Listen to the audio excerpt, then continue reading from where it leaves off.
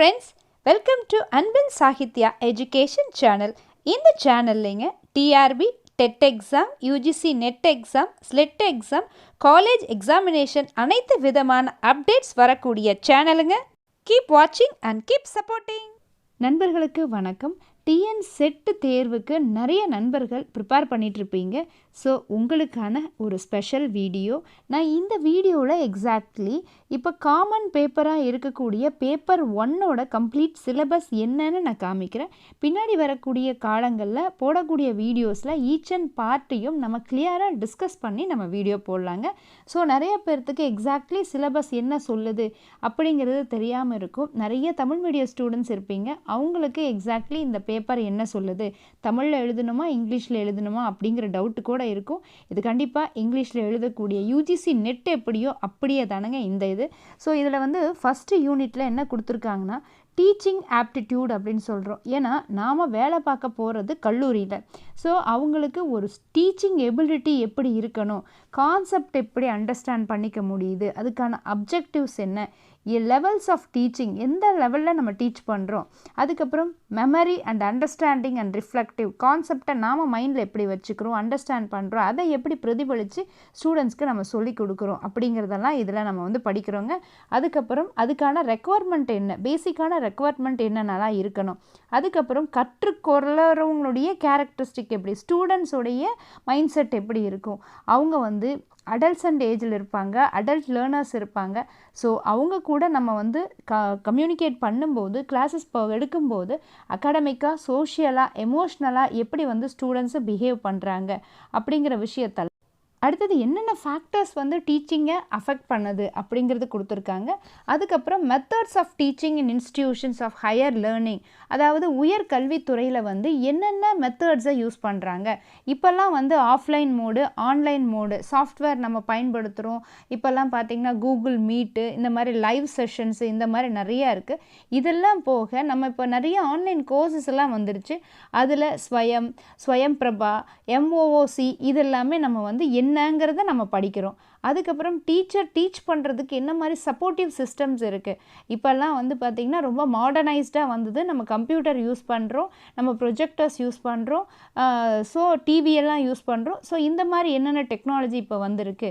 So evolution system நம்ம எப்படி evolution பண்ணுறோம். இப்போ OMRலாம் யூஸ் பண்ணுறோம். ஸோ கம்ப்யூட்டர் பேஸ்டு டெஸ்டிங் பண்ணுறோம். ஸோ அதாவது இப்போ ஆரம்பத்திலிருந்து இப்போ வரைக்கும் என்னென்ன மெத்தட்ஸ் இருக்குது அப்படிங்கிறத டிஸ்கஸ் பண்ணக்கூடிய பார்ட் இந்த யூனிட் 1ங்க, அதாவது டீச்சிங் ஆப்டிடியூட். ஸோ இது கண்டிப்பாக எல்லாத்துக்கும் தெரிஞ்ச விஷயம், தெரிய வேண்டிய ஒரு விஷயம். எம்ஃபில்ல படிச்சிருப்பீங்க, பிஎட் படிச்சிருக்கிறவங்களுக்கு இது தெரிய வரும்.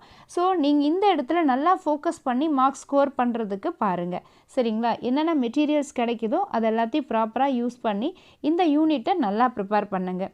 அடுத்ததுங்க ரிசர்ச் ஆப்டிடியூட். இப்போ கண்டிப்பாக எம்ஃபில் முடிச்சுட்டு PhD முடித்தவங்களுக்கு ரிசர்ச் பற்றின ஒரு நாலேஜ் இருக்கும். ஸோ ரிசர்ச்னால் என்ன வகைகள்லாம் இருக்குது, அதில் positivism and post positivistic approach to research அப்படின்னு சொல்கிறாங்க.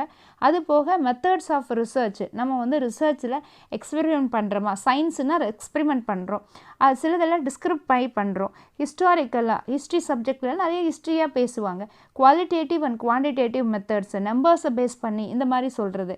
அதுக்கப்புறம் ஆராய்ச்சியில் என்னென்ன ஸ்டெப்ஸ் இருக்குது அதை பற்றி அடுத்தது பார்த்திங்கன்னா தீசிஸ் அண்ட் ஆர்டிக்கல் ரைட்டிங். இப்போ PhD முடிக்கிறவங்க தீசிஸ் அப்படிங்கிறது ஒரு 200லேருந்து 250 பக்கங்கள் எழுதணும். ஸோ அதுக்கு என்னென்ன ஸ்டெப்ஸ் எல்லாம் இருக்குது, என்னென்ன ஃபார்மட் இருக்குது, என்ன ஸ்டைல் ஆஃப் ரெஃபரன்சிங் யூஸ் பண்ணுறோம், MLA ஸ்டைலாக, APA ஸ்டைலாக. ஸோ இந்த மாதிரி விஷயங்களை நம்ம தெரிஞ்சு வச்சுக்கணும். அதனால தான் இந்த பார்ட்டில் இதை நான் மென்ஷன் பண்ணியிருக்காங்க. அதுக்கப்புறம் நம்ம ஆராய்ச்சியில் எப்படியெல்லாம் ICTவை யூஸ் பண்ணுறோம். ICT அப்படிங்கிறது பார்த்திங்கன்னா இன்ஃபர்மேஷன் கம்யூனிகேஷன் டெக்னாலஜி. ஸோ அதை நம்ம ரிசர்ச்சுக்கு எப்படி யூஸ் பண்ணுறோம் அப்படிங்கிற எல்லா விஷயத்தையும் டீட்டெயிலாக படிக்கக்கூடிய போர்ஷன் இந்த பகுதிங்க. அடுத்த முக்கியமான விஷயம் ரிசர்ச் எத்திக்ஸுங்க. ஒருத்தருடைய கண்டென்ட்டை ஒருத்தர் காப்பி பண்ணாமல் எழுதியிருக்கணும், ஒரிஜினல் கண்டென்ட்டாக இருக்கணும். ஸோ அதுதான் ரிசர்ச் எத்திக்ஸுங்க. 3வது யூனிட் என்ன சொல்லுதுன்னா காம்ப்ரஹென்ஷன். இதில் வந்து ஒரு பேசேஜ் கொடுத்துருப்பாங்க, அதுக்கு கீழே கொஷின்ஸ் கொடுத்துருப்பாங்க. ஸோ அந்த பேசேஜை படிச்சுட்டு நம்ம ஆன்சர் பண்ணணும். அதுதான் வந்து யூனிட் 3ல் அவங்க சொல்லியிருக்காங்க. யூனிட் 4 பார்த்திங்கன்னா கம்யூனிகேஷனுங்க. கம்யூனிகேஷன் அப்படின்னா எப்படி வந்து நம்ம ஒரு இன்ஃபர்மேஷனை ஒருத்தர்கிட்ட இருந்து இன்னொருத்தருக்கு பாஸ் பண்ணுறோம், என்ன மீனிங், அது எத்தனை வகைகள் இருக்குது, கம்யூனிகேஷனில் என்னென்ன கேரக்டரிஸ்டிக்ஸ் இருக்குது அப்படிங்கிறத படிக்கணும். நல்ல எஃபெக்டிவான கம்யூனிகேஷன் வேணும்னா verbal communication and non verbal communication, intercultural and group communication, classroom communication, student communicate பண்ணுறது, குரூப் கம்யூனிகேஷன். ஸோ நம்ம வந்து வாயில் பேசுறது, சைகையில் சொல்கிறது, இது எல்லாமே எஃபெக்டிவான கம்யூனிகேஷனுக்குள்ளே வருதுங்க. அப்புறம் இப்போ ஸ்டூடெண்ட்ஸ்க்கு மத்தியில் கம்யூனிகேட் பண்ணுறதுக்கு எந்தெந்த விஷயங்கள் வந்து பேரியர்ஸாக இருக்குது அப்படிங்கிறதையும் நம்ம இந்த கண்டென்ட்டில் படிக்கிறோம். அதுக்கப்புறம் ரீசன்ட் இயர்ஸில் மாஸ் மீடியா அண்ட் சொசைட்டி, இப்போ சமூக ஊடகங்கள் வந்து எந்த அளவுக்கு மக்கள்கிட்ட விஷயத்தை கொண்டு போய் சேர்த்துது. இப்போ நம்ம சொசைட்டின்னு சொல்லும்போது ஸ்டூடெண்ட்ஸ் கம்யூனிட்டி தான் சொல்லணும். ஸோ அவங்களுக்கு இன்ஃபர்மேஷன் வந்து எப்படி சோஷியல் மீடியாஸ் மூலமாக ரீச் ஆகுது. இப்போ நம்ம வந்து பார்த்திங்கன்னா சோஷியல் பிளாட்ஃபார்ம் அப்படின்னா WhatsApp group, Telegram group, email, இந்த மாதிரி நிறைய விஷயங்கள் மூலமாக ஸ்டூடெண்ட்ஸ்க்கு வந்து காலேஜில் இருக்கக்கூடிய கம்யூனிகேஷன்ஸை இப்போ சென்ட் பண்ணிகிட்ருக்காங்க. ஸோ அந்த ஒரு விஷயமும் நம்ம இந்த இடத்துல டீட்டெயிலாக படிக்கணும். ஸோ இப்போ வரைக்கும் பார்த்திங்கன்னா 4 யூனிட்ஸை பற்றி பேசியிருக்கோம். இப்போ 5th யூனிட்டில் எதை படிக்க சொல்லி சிலபஸில் கொடுத்துருக்காங்க, மேத்தமேட்டிக்கல் ரீசனிங் அண்ட் ஆப்டிடியூடு. இது ரொம்ப காமனான மேத்தமேட்டிக்ஸ் தாங்க இருக்கும். நம்பர் சீரீஸ் இருக்கும், லெட்டர் சீரீஸ் இருக்கும், கோட்ஸ் அண்ட் ரிலேஷன்ஷிப்ஸ் இருக்கும்.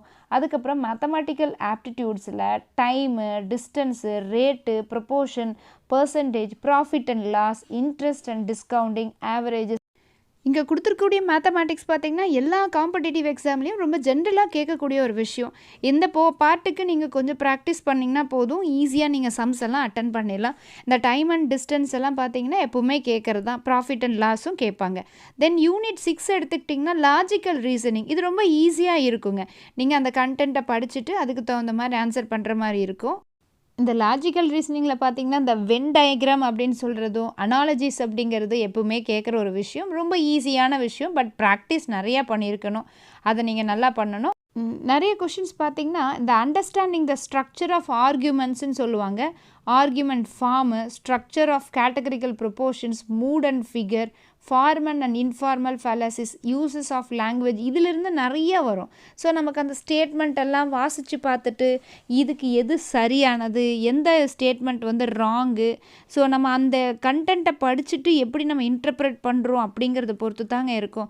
ஸோ இந்த லாஜிக்கல் ரீசனிங் பார்ட் வந்து கம்ப்ளீட்டாக அந்த இடத்துல உங்களுடைய ப்ரெசன்ஸ் ஆஃப் மைண்ட் எப்படி இருக்கும் அப்படிங்கிறத பொறுத்து தான். நீங்கள் நல்லாவே வந்து எத்தனையோ தடவை ப்ராக்டிஸ் பண்ணிகிட்டே போயிருந்தாலும் அங்கே போயிட்டு அந்த கொஷின் பேப்பரில் இருக்கிறத வச்சு நீங்கள் ப்ரெசன்ஸ் ஆஃப் மைண்டில் ஆன்சர் போடுறது தான் வந்து கரெக்டாக இருக்கும். ஸோ முடிஞ்சால் இதுக்கு இந்த பார்ட்டுக்கு மட்டும் நல்லாவே ப்ராக்டிஸ் பண்ண ட்ரை பண்ணுங்கள். நெக்ஸ்ட்டு பார்த்திங்கன்னா யூனிட் நம்பர் 7 டேட்டா இன்டர்ப்ரிட்டேஷனுங்க. இப்போ அந்த டேட்டா இன்டர்ப்ரிட்டேஷனில் பார்த்திங்கன்னா நம்ம வந்து இப்போது பிஹெச்டி பண்ணும்போது நம்ம ஸ்டாட்டிஸ்டிக்கல் பார்ட்டெல்லாம் யூஸ் பண்ணுவோம். ஸோ இது வந்து ரொம்ப பேசிக்கான ஸ்டாட்டிஸ்டிக்ஸ் கண்டென்ட் தான். Sources, acquisition and classification of a data, primary டேட்டாவா, secondary டேட்டாவா, அதுக்கப்புறம் qualitative டேட்டாவா, quantitative டேட்டாவா.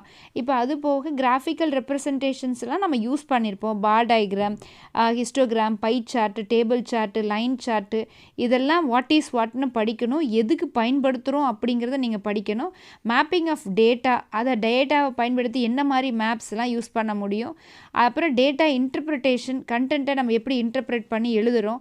Data and governance, இதெல்லாம் ரொம்ப ரொம்ப பேசிக்கான ஸ்டாட்டிஸ்டிக்கல் பார்ட்டுங்க. நீங்கள் எம்ஃபில்லையோ, தீசிஸ்லையோ, பிஹெச்டி தீசிஸ்லையோ, ஈவன் எம்எஸ்சியில் கூட நீங்கள் இதை வந்து படிச்சிருப்பீங்க. ஸோ இதை யூஸ் பண்ணிக்கோங்க. ஸ்டாட்டிஸ்டிக்கல் ஸ்டூடெண்ட்ஸ்க்கு இது கொஞ்சம் ஈஸியாக தெரியும். அடுத்தது பார்த்திங்கன்னா யூனிட் 8ங்க.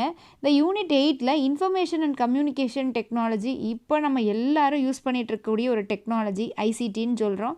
ஸோ இதில் இருக்கக்கூடிய முக்கியமான டெர்மினாலஜிஸ், அப்ரிவேஷன்ஸ் எல்லாம் நீங்கள் படித்து வச்சுக்கணும்.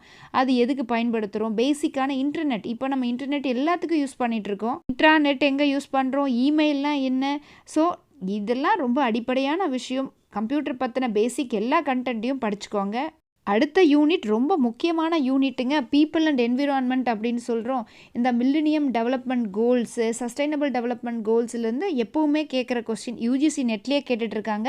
அதுக்கப்புறம் பார்த்தீங்கன்னா என்விரான்மெண்ட் சுற்றுச்சூழலில் நடக்கக்கூடிய மாசுபடுதல், என்ன மாதிரி மாசுபடுதல் ஏற்படுது, காற்றில், தண்ணீரில், மண்ணில், சத்தத்தில், அது இப்போல்லாம் போக இப்போ பார்த்தீங்கன்னா வேஸ்ட் அப்படிங்கிற ஒரு கான்செப்ட் பேசுகிறாங்க. இதெல்லாம் போக இப்போ வந்து பார்த்திங்கன்னா ரிசோர்ஸஸ்ஸு, அதில் என்ன மாதிரி இப்போ வந்து எரிசக்தி எடுக்கிறோம், சூரிய மின்சக்தியா, காற்றாலையா, இந்த மாதிரி எதெல்லாம் வந்து இப்போ கரண்ட்டை அதிகமாக பயன்படுத்துகிறாங்க இந்தியாவில் எங்கே, அந்த மாதிரி ஆஸ்பெக்டில் நீங்கள் படிக்கணும். அப்புறம் இந்தியாவை தாக்கக்கூடிய பேரிடர்கள், அந்த பேரிடர்களுடைய வகைகள் என்ன, அது எப்படியெல்லாம் தடுக்கலாம் அப்படிங்கிறது சொல்லியிருக்காங்க. சில முக்கியமான சட்டங்களையும் அதில் கொடுத்துருக்காங்க. சுற்றுச்சூழல் பாதுகாப்பு சட்டம் கொடுத்துருக்காங்க.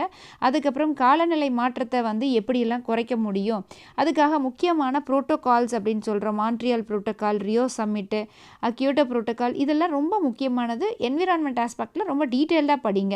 அதுக்கப்புறம் யூனிட் 10ங்க, இது வந்து ஹையர் எஜுகேஷன் சிஸ்டம்னு சொல்கிறாங்க.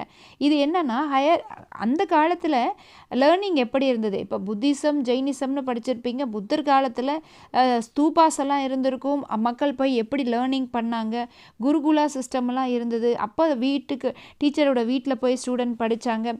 ஸோ அதையெல்லாம் தெரிஞ்சுக்க. அதுக்கப்புறமா பார்த்திங்கன்னா பிரிட்டிஷ் பீரியடில் வில்லியம் பெனடிக்ட் பிரபு அவங்க காலகட்டத்திலிருந்து இங்கிலீஷை அறிமுகப்படுத்துகிறாங்க. நம்ம இந்தியாவில் வந்து எஜுகேஷன் சிஸ்டம் சூப்பராக எவால்வ் ஆக ஆரம்பிக்குது. நிறைய இந்தியன்ஸ் வந்து படிக்க ஆரம்பிக்கிறாங்க. அதுக்கப்புறம் விமன் எஜுகேஷன் சிஸ்டம் நல்லா மாறுது. அப்புறம் கிறிஸ்டியன் மிஷனரிஸ்னுடைய இம்பேக்ட்டு நிறைய இடங்களில் வந்து பார்த்திங்கன்னா லிட்ரஸி ரேட் இன்க்ரீஸ் ஆகுது. ஸோ இந்த மாதிரி ஆஸ்பெக்ட்லாம் நம்ம படிக்கணும். அதுக்கப்புறம் ரீசெண்ட் இயர்ஸில் வேல்யூ எஜுகேஷன் சிஸ்டம், அதுக்கப்புறம் சுற்றுச்சூழல் சம்மந்தமாக என்விரான்மெண்டல் எஜுகேஷன் மெத்தட்ஸு, இப்போ சின்ன குழந்தைங்களிருந்து என்விரான்மெண்ட் அப்படிங்கிற சிலபஸை இன்ட்ரடியூஸ் பண்ணியிருக்காங்க ஃபஸ்ட் ஸ்டாண்டர்ட்லேருந்து. ஸோ நம்ம சுற்றுச்சூழலை எப்படி வச்சுக்கணும், பாதுகாக்கணும் அப்படிங்கிறதெல்லாம் நம்ம தெரிஞ்சுக்கிறோம். இறுதியாக பார்த்திங்கன்னா எஜுகேஷன் சிஸ்டமில் இருக்கக்கூடிய கவர்மெண்ட்டோட பாலிசிஸ் என்ன, அட்மினிஸ்ட்ரேட்டிவ் ஆஸ்பெக்ட் என்ன அப்படிங்கிறத டீட்டெயிலாக நம்ம வந்து இந்த சிலபஸை மென்ஷன் பண்ணி பேஸ் பண்ணி கண்டென்ட்டெல்லாம் கலெக்ட் பண்ணி நீங்கள் படிக்கணும். இந்த பேப்பர் ரொம்ப ஈஸியான பேப்பர் தான், ஆனால் நிறைய பேர் கஷ்டம்னு நினச்சிட்டு சரியாக படிக்காமல் விட்டுருவீங்க. அப்படி செய்யாதீங்க, எஃபெக்டிவாக ப்ரிப்பேர் பண்ணுங்கள். அன்பில் சாகித்யா சேனலில் ஏற்கனவே பார்த்தீங்கன்னா எப்படி வந்து ஃபர்ஸ்ட் அட்டெம்ப்டில் கிளியர் பண்ணலாம், டாப் 10 டிப்ஸ் கொடுத்துருக்கேங்க. அந்த வீடியோ பாருங்கள்.